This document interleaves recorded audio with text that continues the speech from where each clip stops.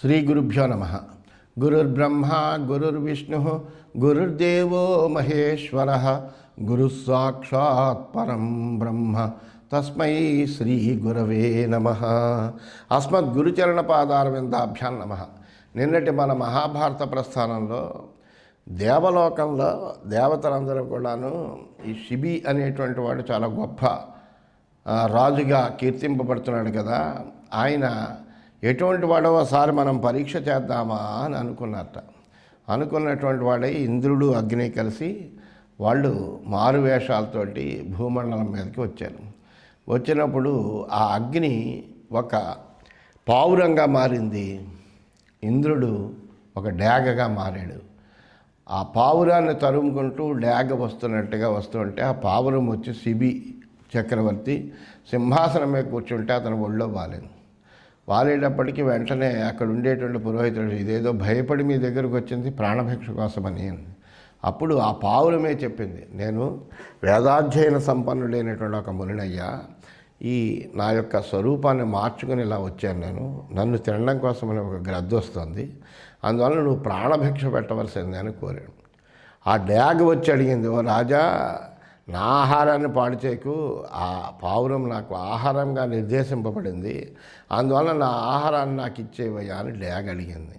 ఆ రెండిటి యొక్క వాదము చూసి ఆశ్చర్యపోయినటువంటి శిబి వెంటనే మరి శరణు కోరినటువంటి వాడికి శరణ ఇవ్వడం అనేటువంటిది రాజుగా తన యొక్క ధర్మంగా భావించినటువంటి వాడై, అది చెయ్యకపోతే ఎటువంటి అధర్మాలు వస్తాయో తెలిసినటువంటి వాడు అవడం చేత ఆయన, నేను ఈ పావురాన్ని నీకు ఇచ్చే ప్రసక్తి లేదు, దీని బదులుగా నువ్వు ఏదైనా కోరుకో, నేను నా యొక్క కీర్తి ప్రతిష్టలు సర్వత్రా వ్యాపించి ఉన్నాయి, అందరూ కూడా నేను చాలా గొప్పవాళ్ళని చెబుతూ ఉంటారు, అటువంటి వాడిని నేను ఇప్పుడు శరణు కోరినటువంటి దాన్ని నేను వదిలేస్తే కనుక ఈ అపకీర్తిని నేను భరించలేను, అది నా ధర్మం కూడా కాదు, అందువల్ల దీనికి ప్రత్యామ్నాయంగా నువ్వు ఏం కోరుకుంటే అది నీకు ఇస్తాను అంటే కనుక అప్పుడు డేగ చెప్పింది, నీ యొక్క కుడి తొడ నుంచి పావురానికి సరిపడ మాంసాన్ని నాకు ఇవ్వయ్యా, అప్పుడు నేను దాన్ని స్వీకరిస్తాను, అప్పుడు నిన్ను అందరూ ప్రశంసిస్తారు కూడాను అని చెప్తే, అప్పుడు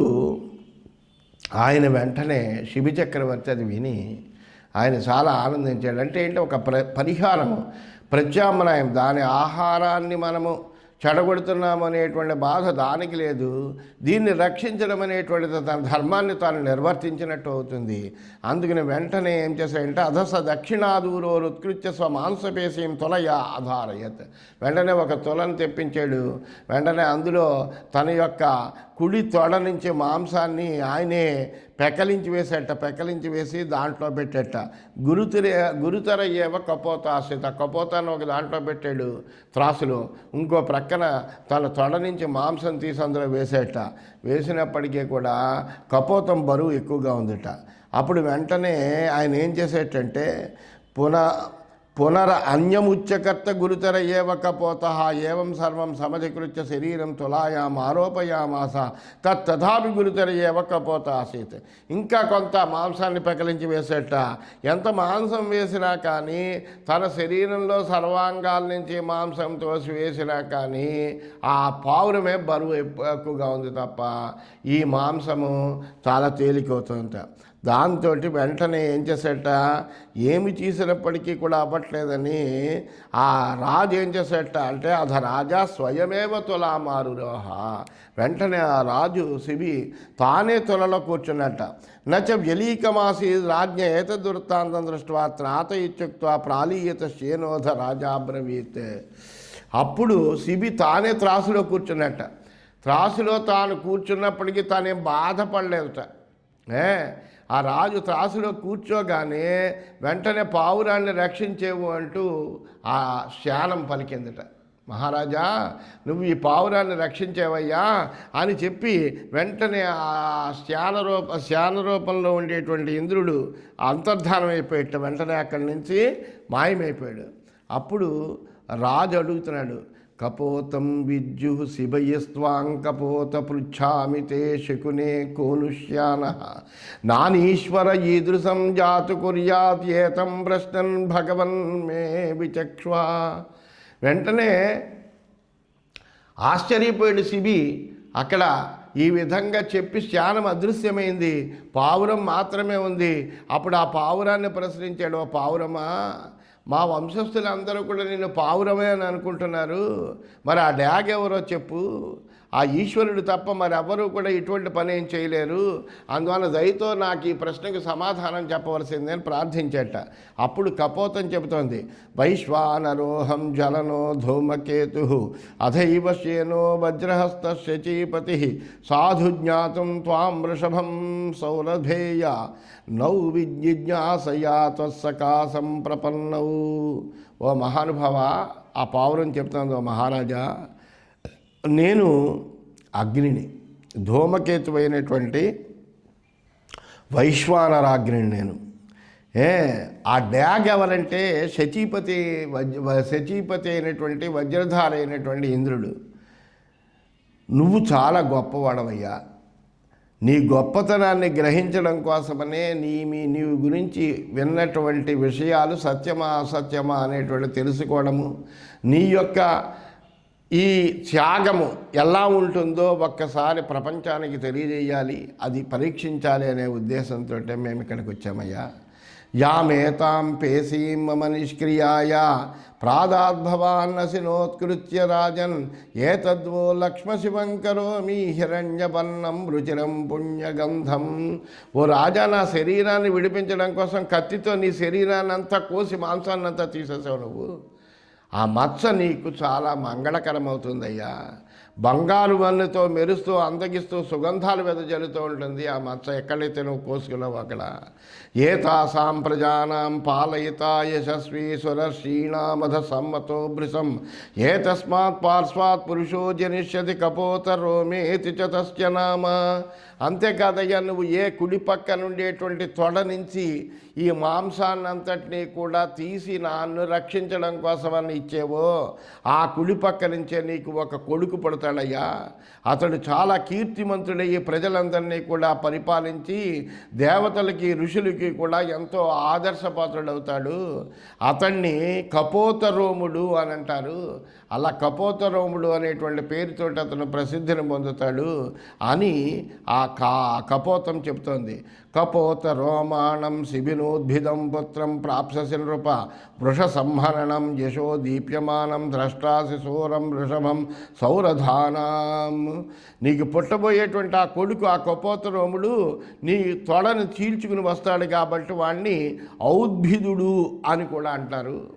అతడు ఎలా ఉంటాడంటే వృషస్కంధుడయ్యి ఒక మంచి వృషభంలాగా సౌష్ఠవం కలిగినటువంటి వాడై కీర్తితో ప్రకాశిస్తూ మంచి పరాక్రమం కలిగినటువంటి వాడై ఈ సౌరథ వంశంలో అందరిలోకి కూడా చాలా ప్రసిద్ధిని పొందుతాడయ్యా.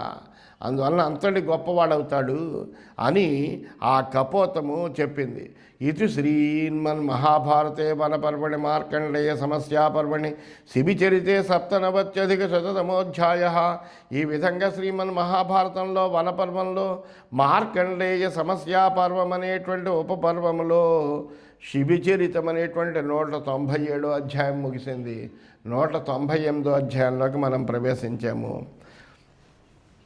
ఈ విధంగా ఆ శిబి యొక్క అంటే రాజుల యొక్క మహాత్మ్యాన్ని, క్షత్రియుల యొక్క మహాత్మ్యాన్ని వినాలనేటువంటి కోరికతో పాండవులు ప్రశ్నించారు కాబట్టి ఆయన మార్కండేయ మహర్షి క్షత్రియుల యొక్క గొప్పదనాన్ని చెబుతూ ఆ శిబి యొక్క చరిత్రని చెబుతున్నాడు మాట. ఇంకా భూయేవ మహాభాగ్యం ఖచ్చితామిత్యబ్రవీత్ పాండవో మార్కండేయం వధాచష్ట మార్కండేయ హస్తకస్య వైశ్వామిత్రే రశ్వమేధే సర్వే రాజానః ప్రాగచ్చన్. వీళ్ళు ఎంత విన్నప్పటికీ కూడా వీళ్ళకి తృప్తి అనేటువంటిది కలగట్లే. అనేక మంది బ్రాహ్మణుల వృత్తాంతాన్ని విన్నారు, బ్రాహ్మణుల మహాత్యాన్ని తెలుసుకున్నారు. ఇప్పుడు అనేక మంది రాజుల వృత్తాంతాలని, రాజుల యొక్క గొప్పతనాన్ని చెబుతున్నాడు, అవి వింటున్నారు. వింటున్నప్పటికీ కూడా వాళ్ళకి తృప్తి అనేటువంటిది కలగలేదు. ఇంకా వాళ్ళు అడుగుతున్నారు, ఇంకా క్షత్రియుల మహాత్యాన్ని ఇంకా చెప్పండి మాకు. మీరు చెబుతూ ఉంటే అలా చాలా కర్ణపేయంగా ఉంది, ఆ విషయాలన్నీ కూడా మేము చూస్తున్నట్టుగా అనిపించింది మాకు. అందువలన మీరు ఇంకా చెప్పవలసిందని ధర్మరాజు మార్కండేయుని అడిగేట. అప్పుడు ఆ మార్కండేయుడు చెబుతున్నాడు, ఇంకా గొప్పతనాలన్నీ కూడా చెబుతున్నాడు. విశ్వామిత్రుడి యొక్క కుమారుడైనటువంటి అష్టకుడు అనేటువంటి వాడు అశ్వమేధ యాగం చేస్తుంటే రాజులందరూ కూడా అక్కడికి వచ్చారట. విశ్వామిత్రుడి యొక్క కుమారుడు అయినటువంటి అష్టకుడు ఒక అశ్వమేధ యాగం చేస్తున్నట్ట. చేసేప్పటికీ అందరినీ ఆహ్వానిస్తారు. రాజులందరూ కూడా బయలుదేరి వచ్చారట. భ్రాతరశ్చాస్య ప్రతర్దనో వసుమనాహ శిబిరౌషీనరయితి సచ సమాప్త యజ్ఞో భ్రాతృభి సహ రథేన ప్రాయాత్ తే చ నారదమాగచ్చంతం అభివాద్య ఆరోహత భవాన్ రథమిచ్చబ్రువన్.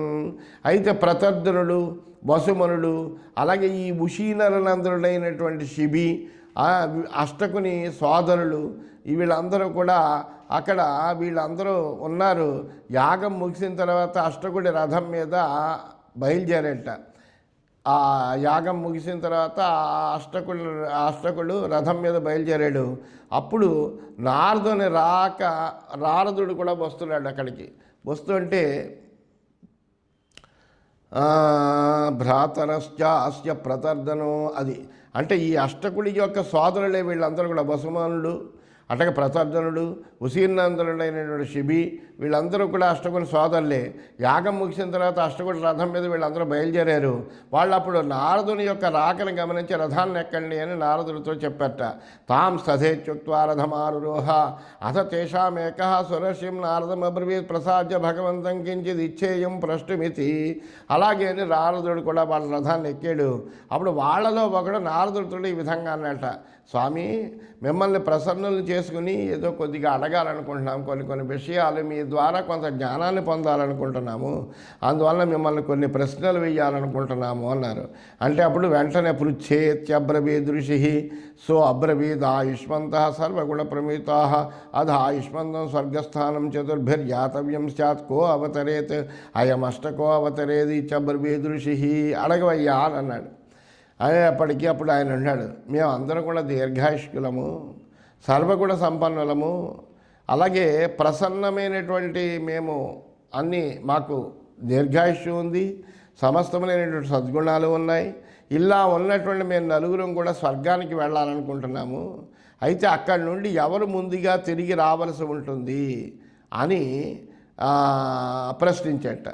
అంటే అప్పుడు నారదుడు చెప్పాడు, అష్టకుడు ముందర వెనక్కి తిరుగుతాడయ్యా అని చెప్పాడు. అంటే స్వర్గానికి వెళ్ళిన తర్వాత మళ్ళీ వెనక్కి తిరగడం అంటే మళ్ళీ ఇక్కడికి రావడమే. అందువలన ఎవరు వెనక్కి తిరుగుతారంటే అప్పుడు అష్టకుడు ముందు వెనక్కి తిరుగుతాడు అని నారదుడు అంట. కింగ్ కారణమిచ్చప్రుత్, అదేంటి అష్టకుడు మహాయాగం చేశాడు ఇక్కడ, ఆయన వెళ్ళడం ఏమిటి, కారణం ఏమిటి అని అడిగితే, అష్టాష్టకస్య గృహే మయా భుషితం సమామ్రథేన అనుప్రావహత్ అధ అపశ్యం అనేకాని గోసహస్రాణి మన్నసో వివిక్తాని తమహమపృచ్ఛం కస్యేమా గావైతి సోబ్రవీద్ మయా నిసృష్టా చేతా తేనైవ స్వయం శ్లాఘిత శ్లాఘతి కథితేన యేషో అవతరేత్ అధ త్రిభిర్యాతవ్యం సాంప్రతం కో అవతరేత్. అప్పుడు వెంటనే ముందుగా ఎవరు తిరిగి రావాల్సి అంటే అష్టకుడు ముందు పెరుగుతాడు అంటే అని అన్నాడు. అప్పుడు నారదుడు కూడా ఎందుకని అని అడిగాడు. అప్పుడు నారదుడు చెబుతున్నాడు, నేను ఒకప్పుడు ఈ అష్టకుడు ఇంట్లో ఉన్నాను, ఒకసారి నన్ను రథం మీద ఎక్కించుకొని తిరుగుతున్నాడు అష్టకుడు. ఎందుకుని అతడు వెనక్కి తిరుగుతాడంటే కారణం చెప్తున్నాడు నారదుడు. అప్పుడు అనేకములైనటువంటి వర్ణాలతో ఉండేటువంటి అనేక వేల గోవుల్ని నేను చూశాను. ఎవరివయ్యా ఈ గోవులని ఆయన అడిగాను. అడిగితే ఇవన్నీ నేను దానం చేసినవి అన్నాడు అష్టకుడు. తాను చేసిన దానాన్ని తానే చెప్పుకున్నాడు అష్టకుడు.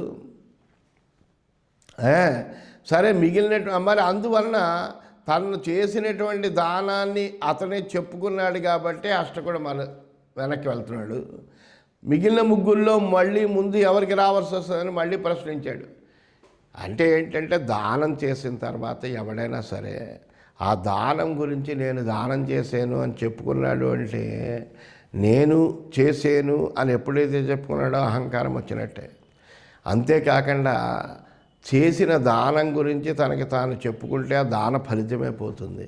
అందువల్లనే దానం చేస్తే కనుక దాని గురించి మళ్ళీ చెప్పుకోకూడదు. అందుకనే రఘువంశపురాజుల్ని కీర్తిస్తూ కాళిదాసు కూడా జ్ఞానే మౌనం క్షమాశక్తౌ త్యాగే శ్లాఘా విపర్యయ అని అంటాడు. ఆ రఘువంశపురాజులు ఎటువంటి వాళ్ళయ్యా అంటే జ్ఞానం ఉన్నప్పటికీ మౌనంగా ఉంటారు వాళ్ళు. జ్ఞానం ఉంది కదా అని ఇష్టం వచ్చినట్టుగా మాట్లాడేయకూడదు.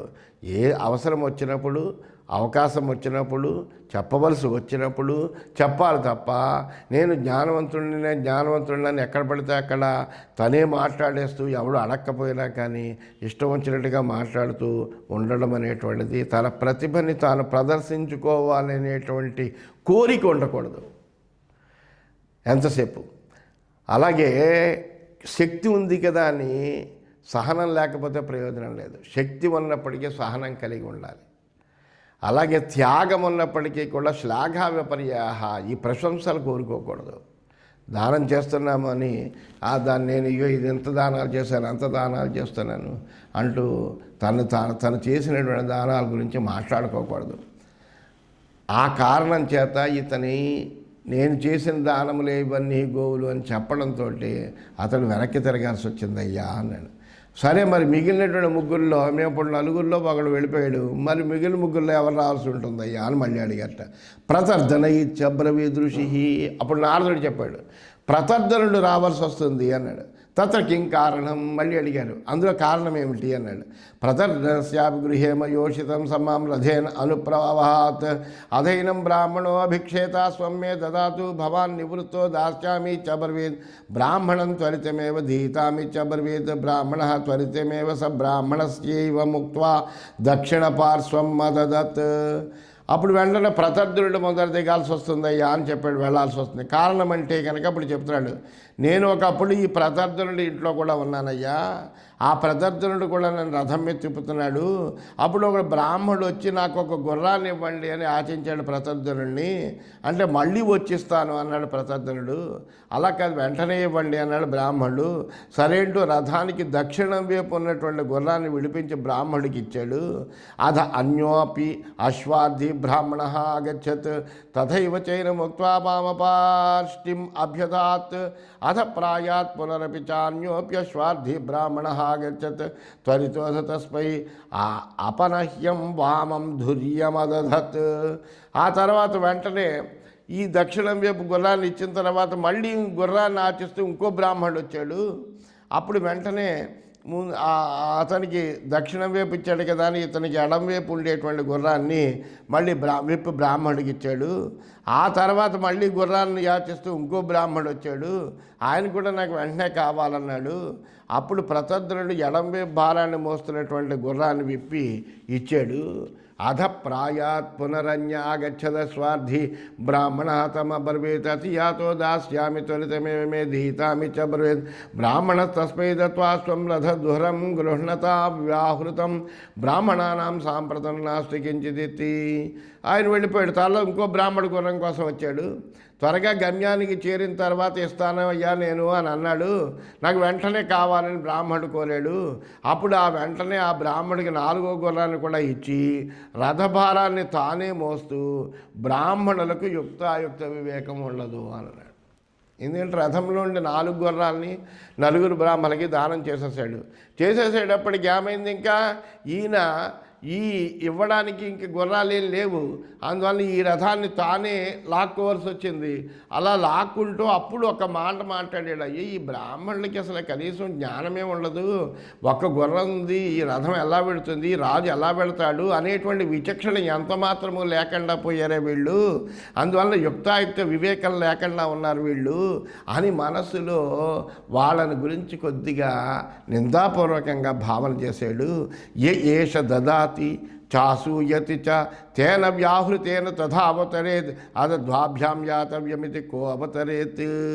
అందువలన అంటే దానం చేసినటువంటి వాళ్ళ మీద కోపం కలిగింది కాబట్టి వాడు చేసినటువంటి దాన సాద్గుణ్య ఫలాన్ని పూర్తిగా పొందలేకపోతాడు. అందువల్ల ఈ ప్రతర్ధనుడు దిగాల్సి వచ్చిందయ్యా అన్నాడు అని ఆ విషయంగా మాట్లాడాడు. అనేటప్పటికప్పుడు వెంటనే వాళ్ళు అడిగారు, అదే ద్వాభ్యాం యాతవ్యమిది కో అవతరేత్. అది కాదే, సరే ఇంకా మేమిద్దరమే ఉన్నాం. అప్పుడు మేమిద్దరము ఉంటే కనుక మాలో ఎవరు ముందరగా మరలి తిరిగి వెళ్ళాల్సి వస్తుంది అని అడిగాడు. అనేటప్పటికి వెంటనే నారదుడు చెప్పాడు, వసుమన అవతరేది చబ్రవీదృషి, వసుమనుడు రావాల్సి ఉంటుంది అని చెప్పాడు. అనేటప్పటికీ కారణం మళ్ళీ దానికి కారణం ఏమిటి అని అడిగట. అప్పటికి నారదుడు చెబుతున్నాడు మళ్ళీ, అహం పరిభ్రమన్ వసుమనసో గృహం ఉపస్థిత, నేను కూడా లోక సంచారం చేస్తూ ఓసారి వసుమనుడి ఇంటికి వెళ్ళానయ్యా. స్వస్తి వచనమాసీత్ పుష్పరథస్య ప్రయోజనేన తమహం అన్వగచ్చం స్వస్తి వాచితేషు బ్రాహ్మణేషు రథో బ్రాహ్మణానాం దర్శిత. ఆ రోజు అక్కడ స్వస్తి వాచనం జరుగుతోంది. అనేక మంది బ్రాహ్మణులు వచ్చారు. అక్కడ చక్కగా స్వస్తి చెప్తున్నారు. పుష్పరథం కోసం నేను అక్కడికి వెళ్ళాను. బ్రాహ్మణులు స్వస్తివచనం ముగించగానే వాళ్ళకి పుష్పరథాన్ని అంతటినీ కూడా చూపించారు. తమహం రథం ప్రాశంసం మధ రాజా బ్రవీద్ భగవత రథ ప్రశస్త ఏష భగవతో రథైతి. నేను కూడా ఆ రథాన్ని చూశాను. ఆ పుష్పరథం చాలా అద్భుతంగా ఉంది. ఆ రథాన్ని ప్రశంసించాను. ప్రశంసించేటప్పటికి వెంటనే రాజు అన్నాడు, ఈ రథం చాలా అంటే ఇప్పుడు ఎవరైనా వచ్చి ఏదైనా ఒక వస్తువు చూశారనుకోండి మన ఇంట్లో, చూసి అబ్బా చాలా బాగుంది అని అన్నారంటే వాళ్ళకి ఆ వస్తువు మీద ఈష కలిగింది, కోరిక కలిగింది అని భావన చేయాలి, అంతే కదా. లేకపోతే కనుక వాళ్ళు నిర్వికారంగా ఉన్నటువంటి వాళ్ళు అయితే ఇది బాగుంది అనే మాట అనడం. ఈ చీర బాగుంది అని అన్నారు అంటే ఏంటంటే అటువంటి చీర కావాలి అనేటువంటి కోరిక కలిగిందే ఉంది ఆ గృహిణి అని అర్థం. అట్లాగా దీన్ని ప్రశంసించారుగా వెంటనే రాజు అన్నాడు, దీన్ని ప్రశంసించారు కాబట్టి పుష్పరథం బాగుందని ప్రశంసించారు కాబట్టి ఈ రథం మీది అన్నట్టు రాజు. అధ కదాచిత్ పునరప్యహముపస్థిత పునరేవ చ రథ ప్రయోజనమాసీద్ సమ్యగయమేష భగవత ఇత్యేవం రాజా బ్రవీదిత్ పునరేవ తృతీయం స్వస్తివాచనం సమభావయం అథ రాజా బ్రాహ్మణానాం దర్శయన్ మామభిపేక్ష బ్రవీత్ అధో భగవతా పుష్పరథస్య స్వస్తివాచనాన్ని సుష్టు సంభావితాన్ని ఏతేన ద్రోహవచనేన అవతరేత్. నేను మరోసారి ఆయన దగ్గరికి వెళ్ళాను. అప్పుడు కూడా పుష్పరథం కోసమనే వెళ్ళాను నేను. స్వామి ఈ రథం మీదే అని రాజు ఆదరంతో చెప్పాడు. నేను మళ్ళీ మూడోసారి కూడా వెళ్ళి స్వస్తివచనాన్ని చక్కగా అక్కడ జరిపించాను. రాజు రథాన్ని బ్రాహ్మణులకు చూపిస్తూ నన్ను చూసి మీరు స్వస్తివచనాన్ని చక్కగా జరిపించారు అన్నాడు. అంతేగాని రథాన్ని ఇవ్వలేదు. నేను మూడోసారి కూడా రథం కోసమనే వెళ్ళాను. అంటే ఈ రథము ఇంక ఈయనకి ఎప్పటికి 2 సార్లు రథాన్ని ఇచ్చాను, మళ్ళీ ఈ రథాన్ని కావాలని కోరుకుంటాడేమోనని మీరు స్వస్తివాచనం బాగా జరిపించారు అని చెప్పాను నేను. ఈ ద్రోహవచనం కారణంగా అంటే ఈ రథం మీద ఉండేటువంటి లోభంతో ఇంక ఈయనకి ఇవ్వకూడదు అనేటువంటి ఒక బుద్ధి కలిగింది. ఈ ద్రోహవచనం కారణంగా వసుమనుడే దిగవలసి వస్తుందయ్యా అని నారదుడు చెప్పాడు.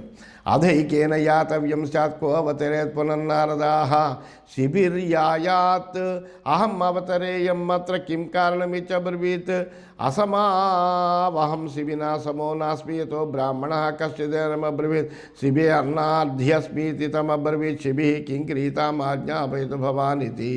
అప్పుడు అలా కాదు, ఇంకా అందులో ఉండేవాడు శిబి ఒకడే ఉన్నాడు, మీరున్నారు. అందువల్ల మీ ఇద్దరిలో ఒక్కళ్ళే వెళ్ళవలసి వస్తే కనుక ఎవరు దిగాల్సి వస్తుంది అని నారదుడిని మళ్ళీ అడిగితే నారదుడు చెప్పట, శిబి వెళతాడు, శిబిహి యాయాత్ అహం అవతరేయం. శిబి వెళతాడు, నేను మటుకు దిగిపోతాను అన్నాడు నారదుడు. అదేంటండి మీరు మహర్షి దేవర్షి కదా, మీకంటే శిబి గొప్పవాడా, అందువలన ఎందుకు కారణం ఏమిటి అని అడిగితే అప్పుడు నారదుడు చెప్తున్నాడు, నేను శిబితో సమానమైనటువంటి వాడిని కాదు. ఒకసారి ఒక బ్రాహ్మణుడు అన్నార్థియ శిబి దగ్గరికి వచ్చాడు, అన్నం కావాలి అని అన్నాడు. ఏం చేయాలో ఆదేశించండి అన్నాడు శిబి.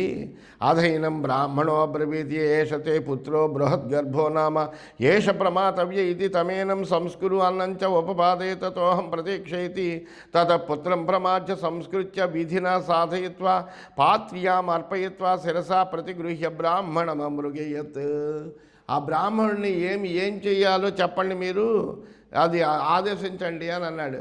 అంటే ఆ బ్రాహ్మణుడు చెప్పాడు, నీ కుమారుడైనటువంటి బృహద్గర్భుని చంపు, వాణ్ణి వండి నా కోసం నిరీక్షించు అని చెప్పాడు బ్రాహ్మణుడు.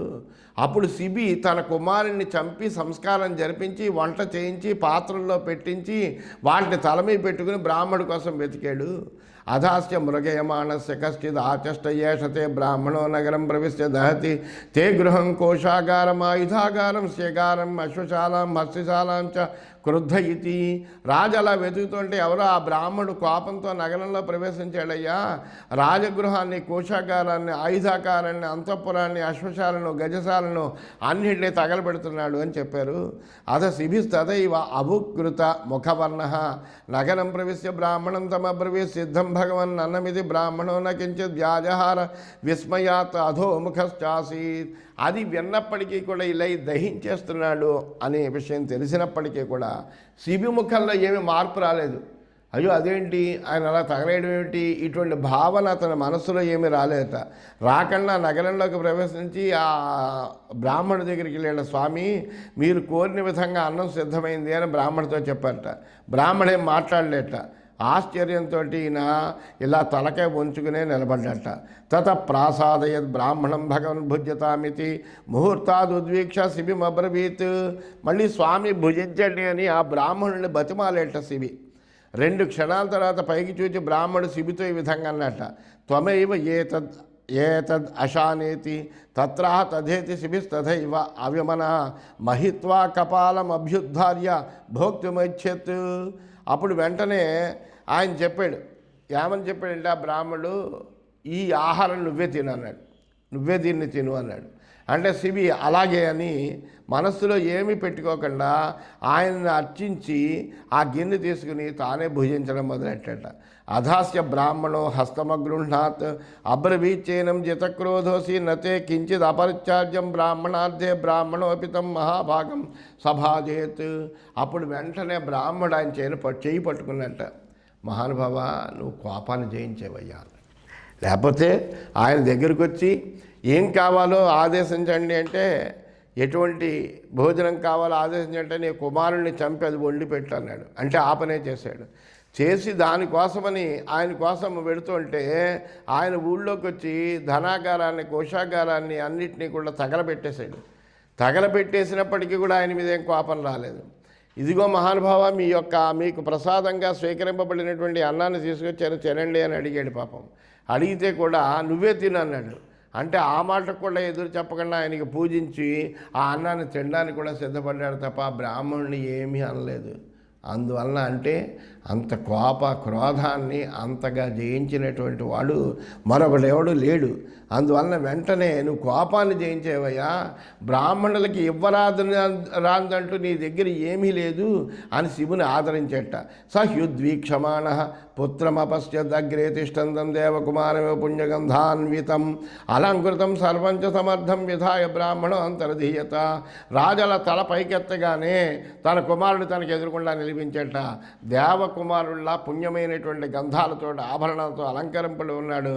బ్రాహ్మణుడు సమస్తాన్ని యథాపూర్వకంగా చేశాడు. మళ్ళీ కూషాగా తగలబెట్టబడినటువంటి అన్నీ మళ్ళీ వచ్చేసాయి. అలాగే చంపేసినటువంటి తన కుమారుడు తన ఎదురుకుండా వచ్చాడు. ఇవన్నీ కూడా యథాతథంగా చేసి ఆ బ్రాహ్మణుడు అక్కడి నుంచి అంతర్ధానమయ్యాడు. తస్య రాజర్షేర్ విధాత తేనైవ వేషేణ పరీక్షార్థం ఆగితే తస్మిన్నంతర్హితే అమాత్య రాజానుమూచు కింపే ప్రశ్న భవతా ఇదమేవం జానతా కృతమితి. ఆ రాజును పరీక్షించడానికి వచ్చినటువంటి వాడు ఎవడయ్యా అంటే బ్రాహ్మణ రూపంతో వచ్చాడు. ఆ బ్రాహ్మణుడు అదృశ్యం కాగానే తెలిసి ఇంత సాహసం ఎందుకు చేశారని మంత్రులందరూ కూడా అడిగట. అడిగితే వాళ్ళందరికీ కూడా శిబి చాలా వినయంగా, ఇదేంటండి మహారాజు, మీరు అటువంటి రాజు అయినటువంటి మీరే ఇలాగా చెప్పడమేమి ఇలా చేయడం అనేటువంటిది ఏం బాగుంది, మీరు ఎందుకు అంత పని చేశారు అని అడిగితే వాళ్ళందరికీ వినయంగా ఆ శిబి విధంగా చెబుతున్నట్ట. ఆయన ఏం చెబుతున్నాడు అనేటువంటిది మనము రేపటి భాగంలో తెలుసుకుందామని తెలియజేస్తూ స్వస్తి.